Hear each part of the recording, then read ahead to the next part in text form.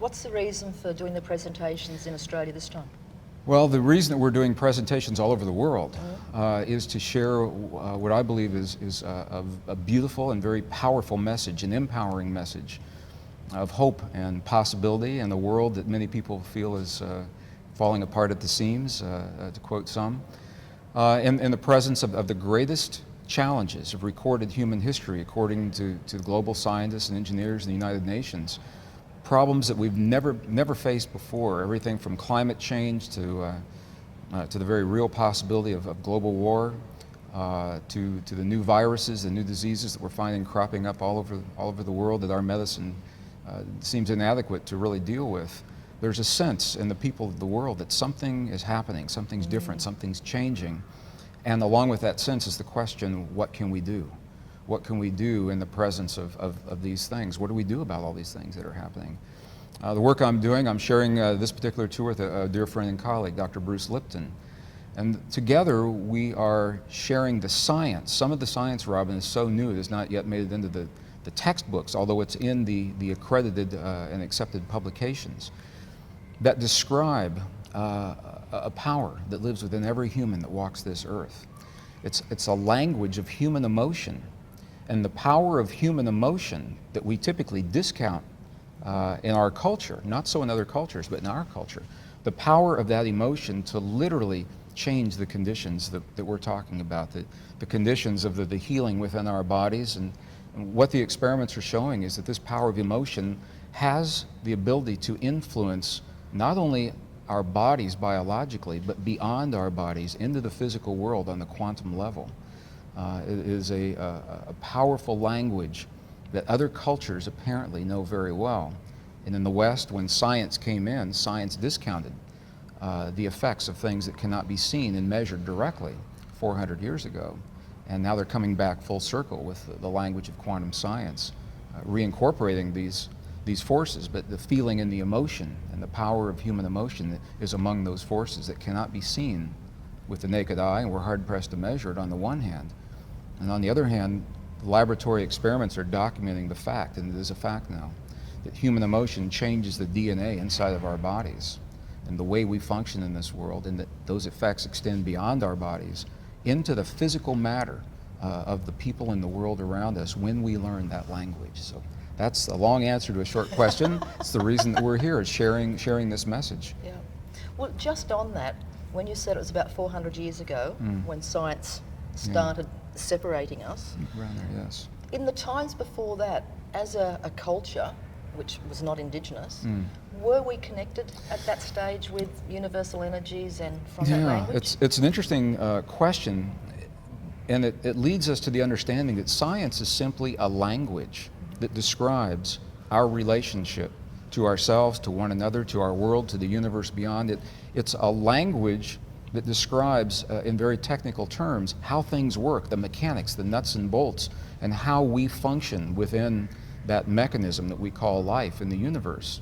And as we said, science is relatively recent. It's only been around about 400 years. And people ask, they said, well, did we know anything before science came along? And the answer is absolutely. For over 5,000, 6,000, 7,000 years, other languages have been in place that describe precisely the same thing in a non-technical, non-scientific language on the one hand, and on the other hand, it was in a language that worked so well that it got us through 7,000 years of civilization and history and war and famine and all the other things we experienced. So my question, I was trained as a scientist, and I support the scientific method. My question was, here we are now, first years of the 21st century. What happens in the presence of unprecedented challenges? We've never had to deal with these things before. And the traditional methods of dealing with problems are not working for us. I think most of our listeners will agree with that. So what happens if we take the best of those languages? What if we take the best of the language of science today? Science is good. The best scientists will freely admit that our science is incomplete. There are a lot of things science simply cannot explain right now. But what if we take the best of the science that we do know and marry that with the languages that have always been here, the languages of spirituality, and those indigenous understandings that tell us we're part of this world and we're part of one another, we're part of a greater creation. We're not separate from these things. What if we marry those two ways of knowing into a greater wisdom? Where will that lead us? And that is what myself and a number of colleagues, such as Bruce Lipton, are doing. We're marrying the best science of our time with the wisdom of our past, honoring all of the information on the shoulders of our ancestors and all of the work that they did to help us understand who we are in this world. And a new science now is being birthed that is the line between science and spirituality is getting very fuzzy, and especially in the language of quantum physics. So we'll talk about that as we go through the program today. How do you find people are embracing or not this blending of the two? How do I, personally, my experience? Yeah, and going out there and presenting it in different countries? Yeah. Sure. In the last 5 years, Robyn, we've been on every continent of the Earth, really? Except Antarctica. And I say there's no venues there yet, but as soon as there is one, we'll go and speak to someone besides the penguins. That's all we find down there now. Hopefully there won't be enough people there for Maybe a venue not, I there. don't know. We've been on every continent of the Earth, not every nation, but every continent. And we're all sharing a common experience. We're all seeing our world go through a change. Something feels different now. We sense that there's something big happening, and we don't quite know what it is. There's this underlying tension, like we're preparing or getting ready or waiting for something. And it's bigger than terrorism, bigger than 9/11, bigger than the kinds of problems that we're seeing. There's something else going on. And because that is such a tangible experience, people are very willing to look beyond the limits of what we've been told about our world in the past, to understand new ways of embracing the challenge and the possibilities that we face today. So the work has been received very well in most instances. And the reason, I think one of the reasons is because we're not asking people to toss out everything they ever knew about how the world works. We're suggesting, as the texts and our scientists and scholars and engineers are doing, that what we know is simply incomplete. Our story of how this universe works and how our bodies work and how we relate to the world around us, it's good, it simply is incomplete. And if we can flesh out those missing pieces and it helps us to become better people and create a better world, why wouldn't we want to do that? So I believe it's because in a very non-threatening manner, our job isn't to convince or persuade anyone of anything. It's to invite people to join us and see what we found, see what the new science is describing, and see what these ancient texts that are now only recently being recovered, how those texts coincide with the best science of our time, and say, we already know what it's like to have a world where we all feel separate and we feel like there's not enough to go around. It's a world based in competition. We know where that world has led so far. Let's try something different. What would happen if we embrace one another in a spirit of cooperation like all of the rest of the natural world does, humankind? This is the only species that believes that violent competition is the optimum way to get ahead. And it's based on a false interpretation of Darwin's work back in the mid-1800s. But all their species in nature, without fail, show that cooperation among the species will always produce the strongest of the species, the greatest number of offspring, the greatest ability to meet the challenges of whatever it is. If you're an animal and the weather changes, and you're all thinking the same way and you all make the same mistake, it's all over. But if you can address things differently, and that's what's happening right now, many different minds coming together, different ideas, that's our powers and our diversity, to embrace the possibilities of what this new way of looking at the world, very holistic way of looking at the world, says to us. And the bottom line, it says that you and I and our listeners, we have a latent power. It's dormant, it's sleeping within us. The ability to create a feeling and the quality of an emotion inside of our bodies that literally heals the stuff our bodies are made of. And we've got the documentation, you've seen some of it, where cancerous tumors will reverse themselves in less than 4 minutes in the presence of the right feeling in the body. And it's like the great secret that everybody knows except us in the Western culture, because when we go into the ancient and the indigenous cultures and the monasteries of Tibet and the monasteries of Egypt and Bolivia and Peru and the indigenous peoples, and we share this information very excitedly, they just kind of say, yeah, sure, we've been telling you that, for hundreds of years. They know it, but they're not using a scientific language. Before we get, there's a couple of questions I want to ask around I know that. there are. There's many We of covered a them. lot of ground already. Absolutely. And we need to take a break, so we're back with you. Welcome back, and we're talking with Gregg Braden. Gregg, before the break, one of the things that you were talking about is this moment in time in our planet. Now, you know, some people say, well, you know, I've been hearing for a long time now that we're about to change, and how do we prove this, and. Right. What's something concrete that perhaps you know that makes sense for people to go, yeah, I sense there's a change, but... There are so many changes that are happening on so many different levels, and depends on what level people are choosing to see. Sure. If you're looking at mainstream media, the magazine Scientific American released a special publication in 2003 to bring the readership up to speed on what it is that's happening in our world, what it is that's so different. And they identified a number of scenarios that we're facing now that we've never faced with 6 billion people on the planet. Everything from abrupt climate change to, as we mentioned, the possibility of global war, new bacteria, new viruses our medicine doesn't know what to deal with, and the possibility of a pandemic sweeping the earth with all of those things. The crux of this article said, any one of these scenarios, if it were allowed to follow to its logical conclusion, could forever change life and civilization, possibly end life and civilization as we know it on the earth. Any one of them, and all 5 of them, are happening right now.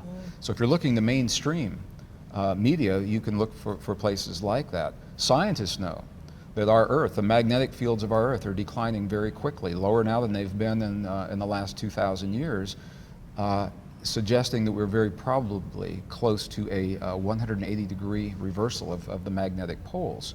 This is something Earth does every once in a while. It's happened 14 times in the last 4.5 million years. It's never happened with 6 billion people on the planet, relying on cell phones and GPS and satellites and computers. I guess the one that I'm looking at, though, is people are getting this sense of like a spiritual shift or a oneness shift. For sure. I mean, some of the indigenous cultures, the Mayan culture, etc., a lot of them, the Hopi Indians, they've been pointing to this time, from what I can understand. We've got something concrete, though, with some of their ancient texts or whatever. We won't have, because they were not scientific people. What they said is that we will find this time in our history a time when we must come together as one to cooperate to survive the changes that Mother Earth is going to show us. And the kinds of changes they're talking about it's a window of opportunity where humankind will either choose to step through that window and embrace a new way of being, or will refuse to embrace that new way of being and possibly not survive in this planet much longer. And it happens on a number of different levels. Obviously, the one that has everyone's attention now is climate. We know the climate's changing. In Australia this week, the rivers have been announced, they're dried up, there's no irrigation. That didn't sneak upon us. That's been happening for a long time. But the effect now is more abrupt than I think scientists or researchers believed it would be. A lot of controversy around how much of this climate change is due to natural causes, how much is due to human influence. And for me, that's not the right conversation to have, because the changes are happening regardless of what's causing them.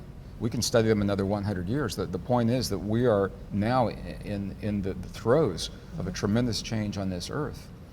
The ancients pointed to this time in history and said, get ready. You're going to have to change the way you think of yourselves to survive this time, and now science is doing precisely the same thing. Well, perhaps this is also a good time then just to kind of go back a little bit and find out a little bit about your journey. The easy questions. Good. Okay. So, for example, where were you born?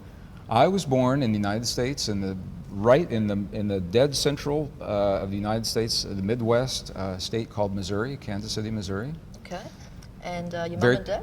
A very conservative part of the world, and my parents moved there after the Korean War, World War II and the Korean War. They moved there, and that's where they chose to raise a family. I have a younger brother. And I probably turned out very differently than they expected that I was going to. What did they expect? You know, I've always looked at the world a little differently, and in a conservative Midwestern community, that's not what parents expect from their children.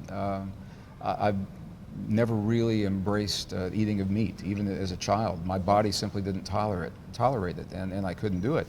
And you're talking about cattle country. This is where people raise cattle and give it to you for Christmas, and when you can't participate in that, you know, you're looked at as being a little odd sometimes. But my parents divorced when I was 11 years old, and I think it was probably it was a mixed blessing. Because one of the things that happened after that was we began to move frequently, and I attended many different schools. I made new friends in every school I went to, and every one of them had a different spiritual orientation.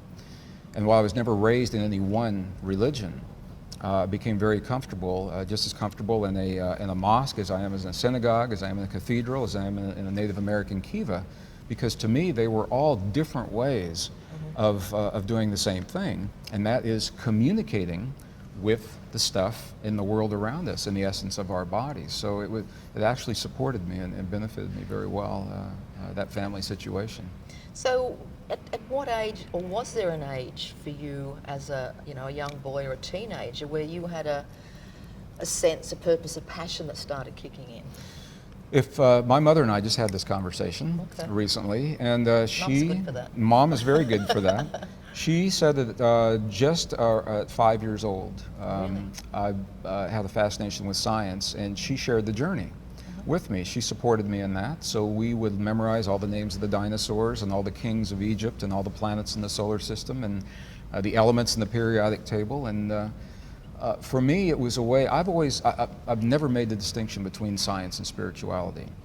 I've always believed that when we study the world around us and how those things work, ultimately we're understanding a greater power. It's just that people don't talk about it. Okay. And when I got into the corporations, I found nothing could be further from the truth, because the sense was that science and spirituality are mutually exclusive. They didn't talk about it because they didn't believe that was the case, that we must follow either the path of science or the path of spirituality. And that was a test for me to acknowledge that that's the way other people thought, but also to stand firm in my sense that science, as geology and chemistry and physics and biology, those are artificial little boxes we put them in so we can study. But when you look at the universe, there's a world out there. There's not really chemistry and geology and physics and biology. And if we really want, in a meaningful way, to understand our world and have solutions for the challenge that we find ourselves in, we've got to look at the world as a whole.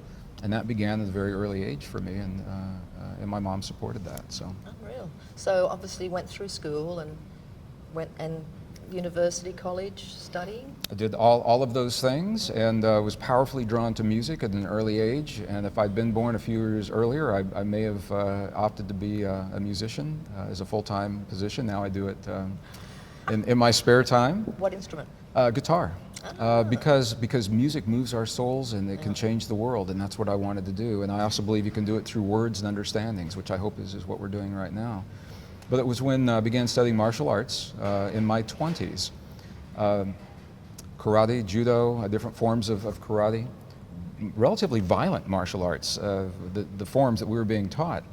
And before every session, at the end of every session, there was a little moment that was almost a byproduct where we would sit and do a meditation. And for me, that meditation became more exciting than the martial arts. I said, hey, there's something going on here. And that was the door. Martial arts opened the door for me to begin to explore the inner world that we call meditation and prayer in the different cultures, and found that is the same language that we're speaking about in other cultures. It's the language that heals our bodies and communicates with our world, and it's a language quantum science now is quantifying under laboratory conditions. Okay. About what age would that have been? I was in my early 20s. Okay.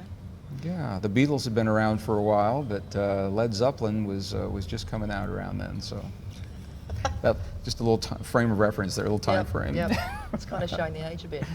We're going to take another break and be back with you. Before that last break, Gregg, we're talking about your journey. Yes. So your career, prior to what you're now doing, was involved with what? I was trained as a scientist in the physical sciences. My first degree was in geology as an earth scientist. I worked, it's interesting because each of my careers has happened during a decade where I could apply what I was learning and what I'd been educated to do to solve the problem of that time. So it was in the 1970s I was trained as an earth scientist during the oil crisis in our part of the world, in North America. And I began working for a company, Phillips Petroleum, the North Slope of Alaska, searching for new reserves of oil and gas.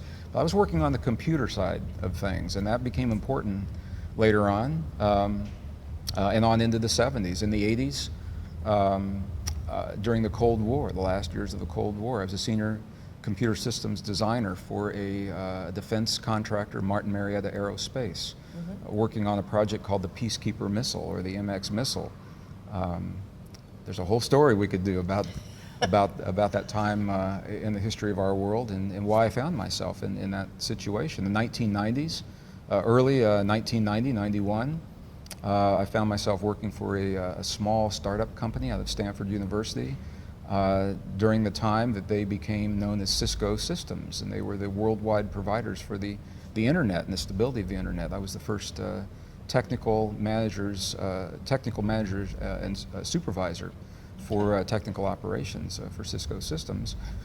And I left all of that it actually was in 1990, 91, because I think there's a bigger problem happening here. I feel like we have all the time we need, and now is the time for us to embrace the possibility that we're more than we've ever believed through our teachings and our culture, and to apply that greatness to alleviate the suffering and the war and the things that we see happening around us. Okay, was there a catalyst on some level that moved you from working in the work you were doing to where you're now focusing your energy? I believe the Cold War may have been that catalyst. I remember by day I was writing software for this in support of the MX missile, and by night I was pouring through ancient texts and the copies of the hieroglyphs on the temple walls, and when I could, I would journey into the places in Egypt and Bolivia and Peru and Tibet and China, Nepal, all through the Southwest, because my sense is that many of the problems we face in the world today, Robyn, we have because we feel that we're so separate from one another, and the war specifically. We're so separate from one another that when we find ourselves short of resources like oil or water or food or something like that, we feel we have to battle one another because of our differences. And we're looking at a part of the world now, a little strip of land in the Middle East, where the people believe they're so different they can't even coexist on that strip of land. And I know there are a lot of reasons for that. My sense was if we could look far enough back into our collective history, we would find a reason to transcend those differences. We would find a reason that tells us we're more than the differences that led to the wars. And if we can bring that understanding forward, that somehow we would avoid those kinds of wars in the new century that we saw so prevalent in the 20th century. And it was with that understanding that I left the military-industrial complex and began applying everything that I learned there. The corporations were good to me. I learned a lot from them, and I did good work for them as well. And I'm taking many things that I learned in those corporations, and presentation and communication skills, and the way people work, and the way our universe works, and we're just applying it to a new problem now. It's the problem of us surviving this time and in history. What scientists are saying are the greatest challenges of recorded human history. Okay. Well, my first intro to the work that you do in the world was with your 0 Point. Oh, you're the one that read that book. It was actually you saw the video. And, it was a long time ago. It was indeed. Thank you. And one of the things that fascinated me about it was the fact that science was finally proving that there were two primary emotions. One was love and one was fear, right. and the immune system, etc. How much of that work then in 0 Point Sure. to where you are now, we're going to get on to your latest book, Divine Matrix, how much of it has been fine-tuned, for want of a better word, or is what you had in 0 Point still pretty much the structure of what it is you... That's the case. This was Awakening 0 Point was written, it was never intended to be a book, first of all. It was written as a workbook for scientists and engineers that I encountered in the corporations who felt excluded from the conversations that you and I are having right now. Their wives, their families, their friends, bookstores in the cities where we lived in, they all said, you know, something's going on, and they were talking about energy systems and chakras and balancing, and I'll tell you, to an engineer, and they hear that, it means nothing. And I said, you know, it's just about the language. So I wrote this book describing the human heart as a 7-layer liquid crystal oscillator. Literally, that's what it is. And the human body, 50 trillion cells, and every cell is a capacitor, it's a resistor, it's a transistor. It stores energy, it releases energy. Every cell in our body is about 1.17 volts of electrical potential. So you stop and think that 50 trillion cells, and do the math, 50 trillion times 1.17 volts, and all of a sudden you realize that we have the potential of being very, very powerful beings. And the question is, how do we focus that? And so this book was written for engineers to include them in the conversation, and people began making copies of it and distributing it, and it took on a life of its own, and that's how it became a very wordy, very technical little book called Awakening the 0 Point. The work now builds on the foundation, everything that was done, and it's not different. It is an evolution of an understanding. Okay. Which leads me to the Divine Matrix. When did this publish? That book was in the making for over 20 years. Seriously? It took 20 years to put this together. It was actually published by a wonderful publisher, Hay House, in the United States. You have Hay House here in Australia. In January of 2007. Yep. Within 10 days of its publication, it went to the top of the charts. It made the New York Times best-selling list, and has just made it through 2 of the 3 committees and the nomination for the Best New Science book of 2007 at the Book Expo America, to be held in June in New York City. And the reason I'm sharing all of those things, I'm proud of this book. The reason I'm sharing it is because it tells me, with that number of people reading this book, we have reached far beyond the traditional support base that we have had in the past, the grassroots support that would normally read this. We're now into a mainstream public because there's a language that they now relate to, and this language is opening the doors of the possibilities for a greater number of people, the things you and I are talking about right now. Okay, well, we're now in April 2007. Yes. So do you know what the print sales have been to date? I don't know the print sales to date. I've been out of the country for a couple of weeks. What I can say is the first 2 weeks this book was released, it sold 40,000 copies in the United States. Wow. 40,000 copies and 30,000 in the first week, and another 10,000 then were back ordered. And I haven't tracked it. I don't get out much, Robyn. You know, they let me come talk to you, and I do a program. I go home and I have to write another book. So I haven't kept track of where it is. Okay, and it says underneath, there's a subtitle, Bridging Time, Space, Miracles and Belief. Can you, in 10 words Absolutely. or less, describe what this is about? Absolutely. This beautiful book, no, it's the book essentially encapsulates many of the things that we've been talking about today. It describes in very lay terms, it's not a technical book, but describes the science, very exciting science. Western scientists now acknowledge the fact, and it is a fact, that we are bathed in a field of intelligent energy. It's everywhere all the time. It's not out there. It's inside of me. It's inside of you. We connect with it.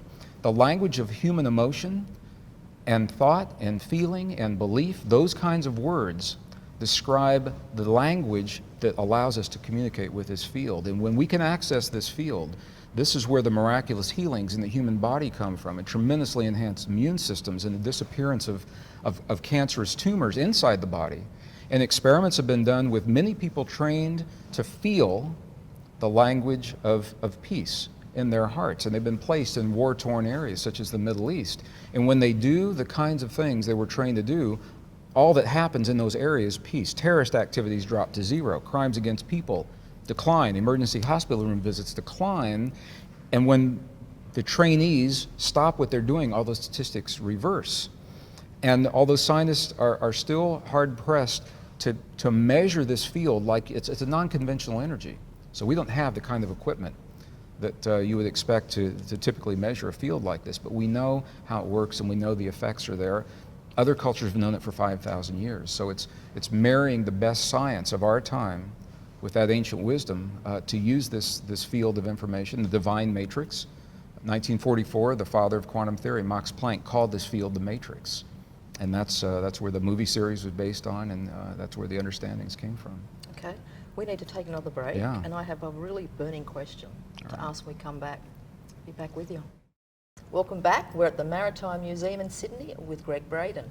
Gregg, just before the break, in what you were talking about, I noticed in some of your literature and in talking about people who are going to different countries and just holding that peaceful energy, Sure. that for the Earth as it currently stands with 6 billion plus people, it would take, I believe, 30,000 people? Less than that, far Less? less than that. What number? There was a study, it was published in the Journal of Conflict Resolution, December 1988. Researchers took a group of people into the Middle East. They trained them to feel the feeling of peace in their hearts. This isn't about thoughts, and that's where the disconnect for a lot of people is. This isn't about what we're thinking. It's about, they're trained to feel what are called coherent, heart-based emotions of peace.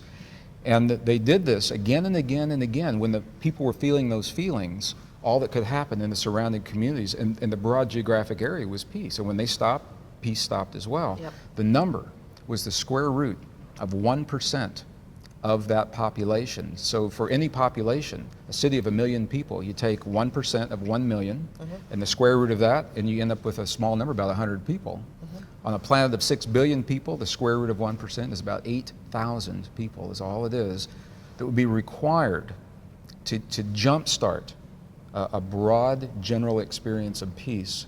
Everyone coordinated, feeling, learning the language, learning to feel that feeling, the coherent emotions of peace, and doing it simultaneously. Now, obviously, the more people, the more accelerated the effect. I'm sorry. That's okay, Yeah. because there's so many questions. Oh, there are. It's exciting. Always is. Well, it suddenly becomes relevant to everything in life. Absolutely. Yeah. Because it is that thing that we're not really told how powerful we are.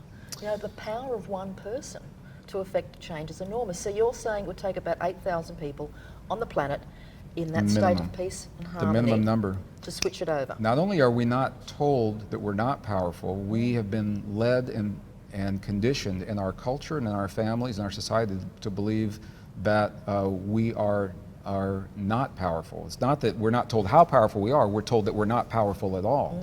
And that power lies somewhere else, that it lies with a church, or it lies with an organization, or it lies with a doctor, or it lies with a scientist, or someone who has knowledge and power that we do not have. And so when we find ourselves faced with situations in our lives that push us to the very edge of who we believe we are, we believe that we have to go to someone else.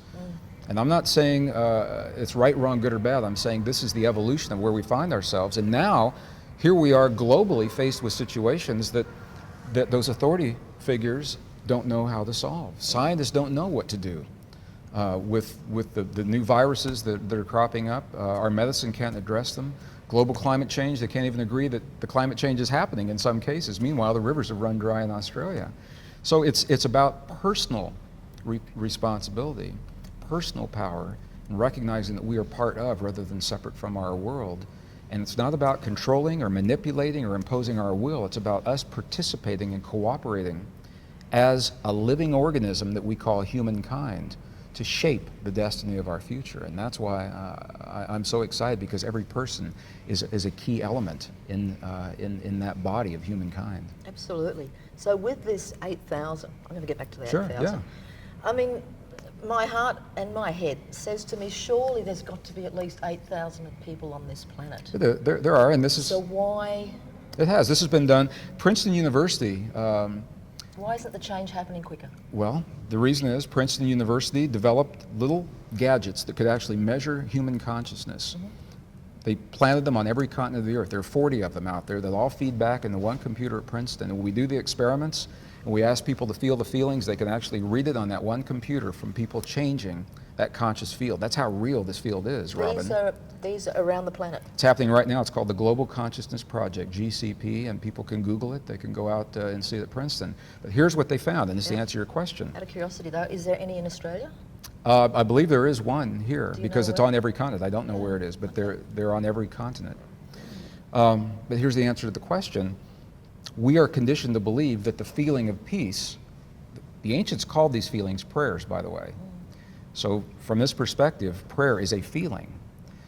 We're conditioned to believe that a prayer or a feeling is something that you do for a moment and then you stop. So while we're feeling peace, peace is out there, and then people stop that feeling, you get up and walk away, and everything goes back to the way it was. The essence of our most cherished traditions, the Judeo-Christian traditions, say it's not something you do, it's something you be. You become that peace. It's a feeling you hold in your body to the best of your ability throughout the day. When you're on the freeway going to work, and in the office place, in the workplace, when you're home, to the best of your ability, you feel that feeling. of peace or of healing for your loved ones or of appreciation or gratitude, those are the words in the English language that create the chemistry in our bodies, that's healing our bodies, and those are the words that allow that healing to move in the quantum world beyond our bodies into the world around us. So that feeling of peace, if we can hold that to our best of our ability as a way of life rather than looking at it as something that we do, then that peace will sustain itself in the world around us. Okay, so let me take this directly to you, because you're someone out there that has all the scientific knowledge. You've travelled to so Some many of it. continents. Well, yeah, the continents with the different indigenous and ancient cultures. What percentage of your time personally are you living in that space? To the best of my ability, I live Yeah. it. I live it and walk it every day of my life. And the reason I can speak with conviction about these principles is I've experienced them personally. I was diagnosed with a growth inside of my body that I was told had to be surgically removed, and it frightened me, as it does anyone, because when you hear that, you lose confidence in your body momentarily. I practiced all the things I've learned in the monasteries, all the things I've learned in those ancient texts, and I still went through the medical process. I went to the Mayo Clinic in Jacksonville, Florida. I was anesthetized. I went into the operating room, and the next thing I remember is I woke up and the doctor's looking at me and saying, "Why are you here? There's nothing in your body." Wow. And I said, "Well, I just wanted to check and make sure." And I was under anesthetic. I was mumbling something to him about the divine matrix and healing, and I'm sure it's nothing he wanted to hear. But the point is that I have personal experience with these principles. And the principle that heals our body is the same principle that creates peace in the world. The same thing, different level. It's all about what we're feeling in our hearts. Okay, it's 2 or 3 questions that are just Yes. on that. So, are you saying that you no longer feel feelings of frustration or Absolutely upset? not. Or, Absolutely, and I what feel do you those do all when the you have time. them? Yeah. Those are all human experiences. The key, Robyn, is unresolved frustration, unresolved anger. That's where we get in trouble with our bodies. We all feel those are. We all feel them because they're signals telling us about our environment, what's happening in the world. We want to feel those. The key is when we do feel them to recognize what they're saying and what to do about them, what they mean to us personally, and to resolve and reconcile whatever it is that is being brought to our attention in that moment. So certainly I feel those things. Maybe I feel them less. It takes quite a bit. So when you say you feel them less, can you give some sort of a before and after example? Because at the end of the day, it's one thing sharing with people this information, and a lot of us out there are going, but I'm still doing this behaviour, or I'm still doing this, or something's not working, or... Sure. I've never been a person with a lot of anger, so I may not be the best person to ask that question of. What I will say is this: there are techniques that have been designed. The Heart Math Institute, for example, they'll be here in Australia, and I've worked with them as an independent researcher. They give very specific protocols of how to move our attention in the moment of frustration or anger out of our mind into our heart. And once we have done that, how to work with heart energy to change what's called HRV, heart rate variability, the respiration, pulse rate, all of those things. But all we're doing is having a feelings of gratitude and appreciation. To the degree, and to a non-technical listener, I mean, you don't have to know any of this. You don't have to know about quantum holograms or the divine matrix or ancient text or anything like that. What we're invited to do is to recognize that our hearts have an intelligence, and the language of our heart speaks to the stuff our world is made of, to our bodies and to the physical reality of this world. The world will mirror back what it is that we're feeling in our hearts. When we're feeling anger, hate, jealousy, rage, you're going to see it in your relationships, you're going to see it in your health, you're going to see it in your body. Intuitively, we know that. And the flip side works as well. The key is to hone that feeling of peace or of healing, to feel the things as if they've already happened, to feel the peace in our world as if it's already happened, or the healing in our loved ones as if that healing has already happened. And in that way, we are giving this field something to work with, so it can mirror that back in the quantum world. Yep. And there are all kinds of self-help. Everyone learns differently, so what works for my anger and your anger or someone else's may not be the same thing. But the key is to honor the language of human emotion in our hearts. Okay, and we'll go to a break. and come back to the last part of our program. And when we come back, I'd also like to talk about the power of forgiveness. Sure. Back with you.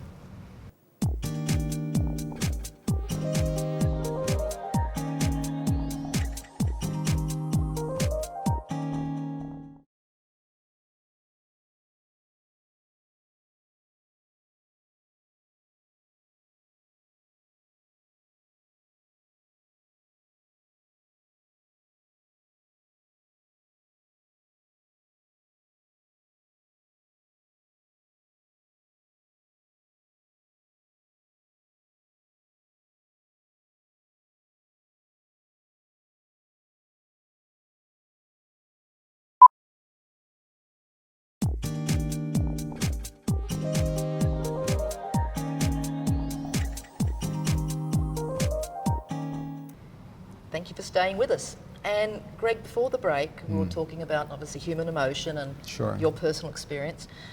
The power of forgiveness. How essential is that in all of this? I think it's almost universal in the ancient texts and the cultures. We're told, we're not given the technical reasons why, but we're told that forgiveness is vital.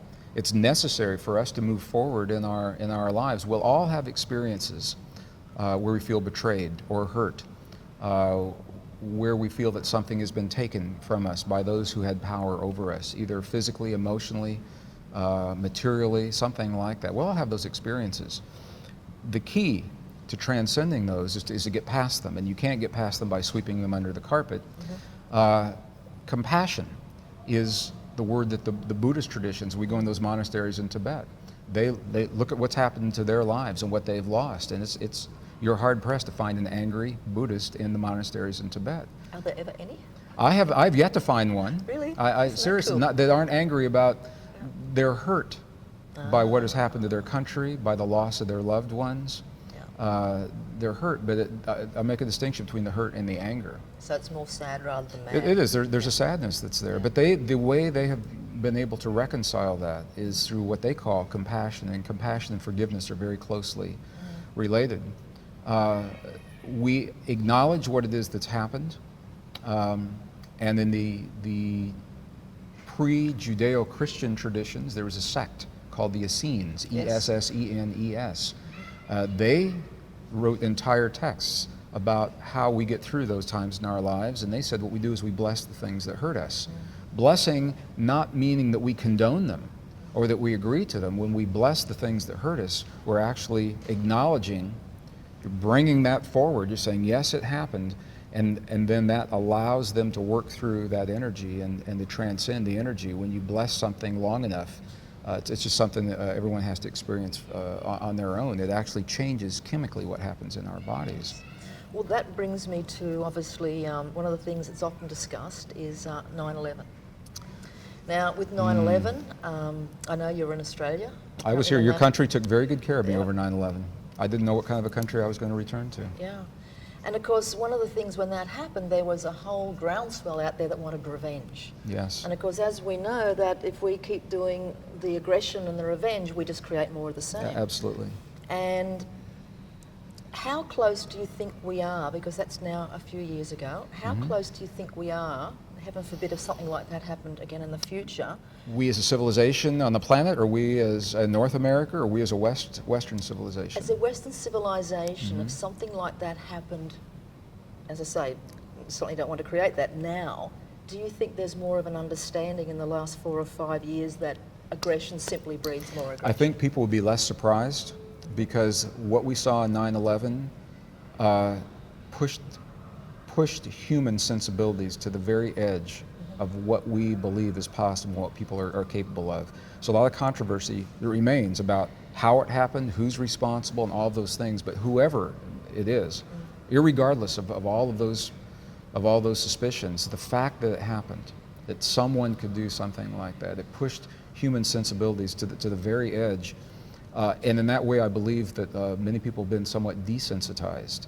So if something else were to happen, when the subway bombings in London, for example, or we heard that 200,000 people now, Iraqis, have been killed, while we register the number, there's a numbness and a desensitization.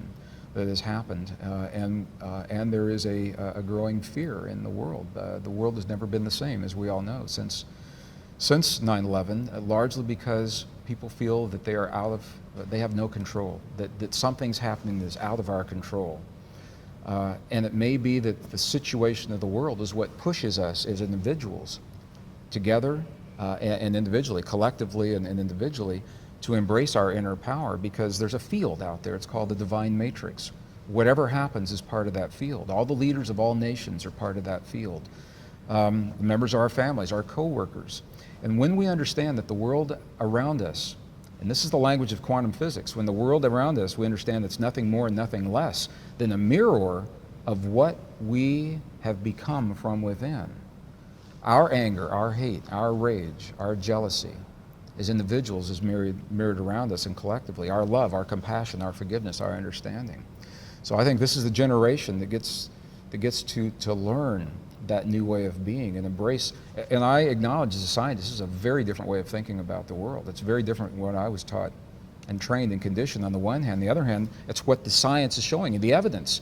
We didn't talk about the experiments, and the evidence is out there showing that the emotions that we hold in here become the physical reality in the world around. They literally turn the atoms off and on of the stuff that our world and our bodies are made of. And that is a huge statement to make, and it's a very, very empowering way to look at the world. Now, we don't know everything. We don't know everything there is to know about the divine matrix or how it works, and we could study another 100 years maybe and still not know. But I believe we can apply what we do know. We know enough now to know there's an effect. When we choose peace and healing and love and compassion and forgiveness and understanding and tolerance in our hearts, we know that changes the chemistry in our bodies and we're healthier. That's a fact. We also know that those changes extend to the world around us, into our communities and families in ways that can be measured, and that's a fact. And with those two facts, I think that we can move on in this 21st century and not let the frightening conditions of the world disempower us. We can look at that world square in the eye and say, yes, these things have happened, but there's a power within us, and maybe we'll outgrow the need for war, the habit of war, or outgrow the time in history where we feel frightened by the world around us. So we can look at one another in the world and say, we're family, and this is our home, and we love one another, and let's see what that would lead to if we could do that. From judgment to compassion and understanding. I think that comes along with it, yes. 5 years from now for you. 5 years from now? Yeah. Where am I?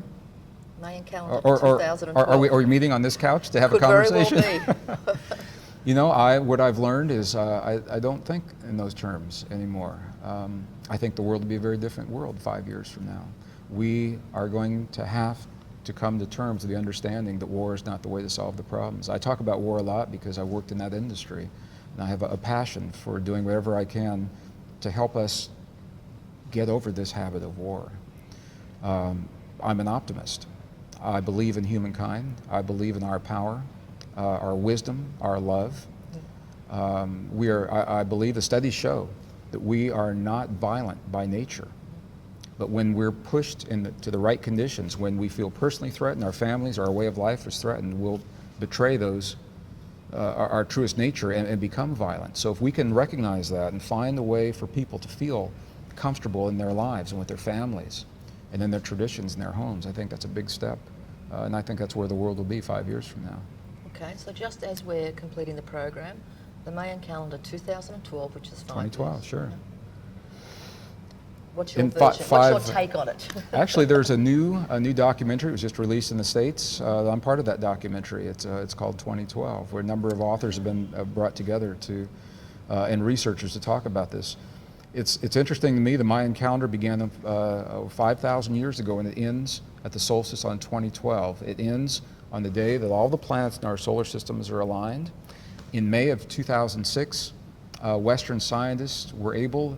The last solar cycle ended, so they were able to predict when the midpoint of the next cycle will occur, and it happens to be right during the 2012 convergence time, and they're saying that it'll be a doozy, that we will have solar influences nothing like we've seen in modern times.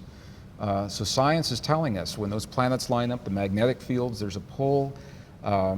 when those all of those influences converge, the calendar ends. Then I think it says to us, there's a window of opportunity. Something's going to happen. Yeah.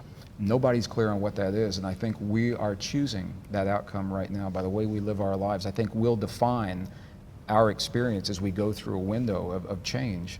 And I think all the things in our world that are happening now are teaching and training and preparing us for that change, and I believe we'll be ready. That's the optimist in me. No, I absolutely agree with you. And I guess that one key message is how important it is for each single person to understand they are part of that solution or not. So just as I've been given the wind up, I would love you to kind of look into that camera and just give a sentence to the viewers out there. To the viewers out there, what I'll say is that the world around us is nothing more and nothing less than a mirror of what we've created individually and collectively in our hearts. If we want to see change in our world, we've got to become that change in our lives. And that's what I'd like to leave you with today. Greg Braden, thank you so much for being on the program. Thank you for being such a gracious host. I appreciate it. You are welcome. Say God bless you and our listeners. Thank you, and thank you for being with us today. You know the website, www.conversationswithrobyn.com. You can also go into the recording section. You will see Greg's website there, so you can find out more information. And just as we close, you mentioned you're part of the Heart Math. I work closely with the folks at the Institute of Heart Math. And they're coming out in August? I believe they're on tour Australia in August. I was licensed as an independent author to work with their material independently, and we do that. And you know the question I'm going to ask now as we finish? There's one more last question? Absolutely. Can you put a good word in for the show to see if they'll come on and be a guest? This is Gregg Braden, and you're listening to Conversations with Robyn, and I would come back here in a heartbeat. Thank you very much. It's a great program. We travel all over the world, and people, it's so rare to have a program like this where people can have this kind of a conversation, and it's a tremendous service you're doing for your community. So I'd like to say thank you, and thank you to all the technical folks that made this happen today. Okay, thank you. And the dream is to get it out internationally. Yes. Yeah. Thank you. Take care.